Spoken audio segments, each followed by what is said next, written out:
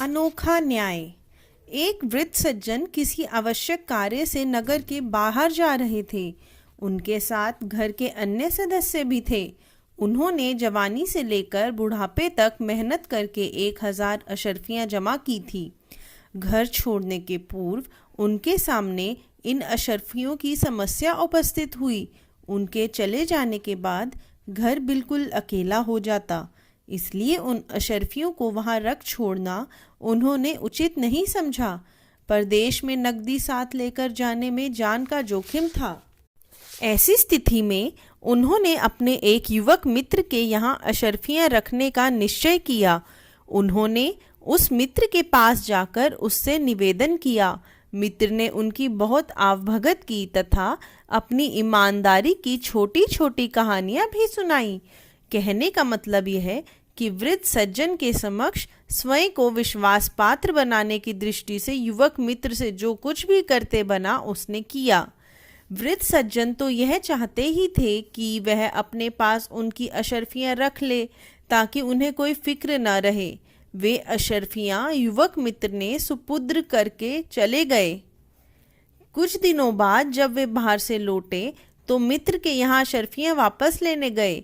इस पर युवक मित्र ने साफ इनकार कर दिया और बोही चढ़ाकर कहा, तुम जैसे दरिद्र के पास अशर्फियाँ कहाँ से आई?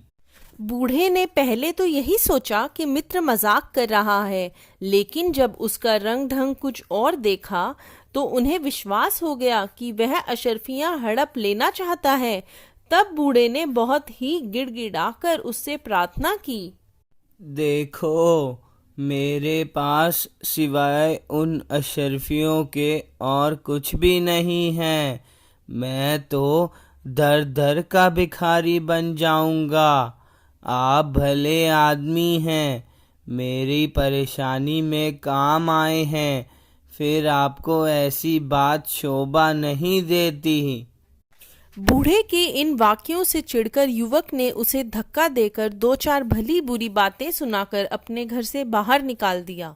बेचारा बूढ़ा रोता हुआ अपने घर आ गया और पास पड़ोस के लोगों से इस बात की चर्चा की, परंतु कोई भी इस परेशानी में उसकी किसी भी प्रकार की मदद नहीं कर सका। अंत में हालात से लाचार होकर उसने अकबर बादशाह के दरबार में फरियाद की। अकबर बादशाह ने इस मामले का भार बीरबल को सौंप दिया। बीरबल ने पहले तो बूढ़े की बात सुनी और फिर उसके युवक मित्र की। दोनों पक्षों के बयान लेकर बीरबल ने वृद्ध सज्जन से पूछा, जिस वक्त तुमने अशर्फियाँ अपने मित्र को दी थी, क्या उस वक्त वहाँ कोई मौजूद था? मैं था और मेरा यह मित्र था।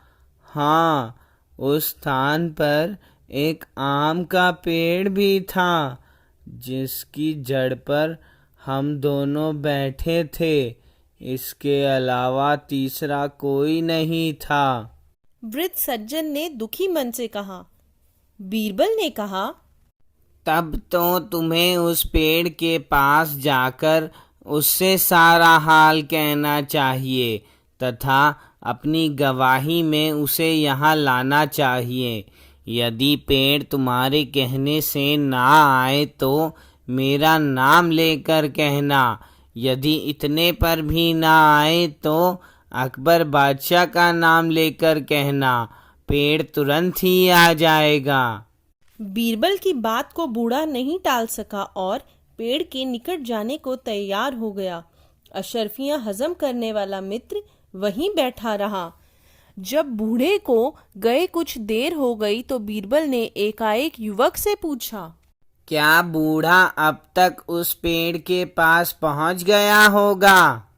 युवक ने अधिकार पूर्वक जवाब दिया, अभी नहीं, क्योंकि वहां जाने का मार्ग बहुत कंकरीली पथरीली धरती तथा झाड़ियों से युक्त है, इसलिए देर हो जाना स्वाभाविक है। यह सुनकर बीरबल समझ गया कि अवश्य ही इसके पास अशर्फियाँ हैं। फिर भी बीरबल अपनी पुस्तक के पृष्ठ बराबर पलटते रहे। कुछ देर बाद बूढ़ा वापस आया। उसके मुख पर निराशा छाई हुई थी। आते ही उसने बीरबल से विनती की। दीवान साहब, मैंने उस पेड़ से आपका, यहाँ तक कि अकबर बादशाह का नाम लेकर कई बार प्रार्थना की कि चल मेरी गवाही दे, लेकिन वह अपनी जगह से हिला तक नहीं और ना ही उसने कोई जवाब दिया। तब बीरबल ने बूढ़े को बताया। जैसे ही तुम उसके पास पहुँचे, अपनी प्रार्थना उसे सुनाई तथा मेरा नाम उसे बताया, वैसे ही वह यहाँ आ गया और मुझे सारा हाल बता गया। युवक, जो शुरू से अंत तक उन्हीं के पास बैठा था, आश्चर्य से पूछ बैठा, महाराज, पेड़ यहाँ कब आया था? यदि आता तो मैं भी देखता। बीरबल बोले, यह तो निश्चय है कि उस पेड़ के पास तुमने इस बूढ़े सज्जन से अशर्फियाँ ली हैं, क्योंकि ऐसा ना होता तो तुम कैसे स्वीकार कर लेते कि पेड़ अभी दूर है, रास्ता भी ठीक नहीं है। इन सब बातों से स्पष्ट है कि अवश्य ही तुम उस पेड़ से परिचित थे और वह स्थान तुम्हें मालूम था। यदि ऐसा नहीं होता तो तुम उसी वक्त आश्चर्य से कहते, कौन सा पेड़? तुमने जरूर अशर्फियाँ ली हैं।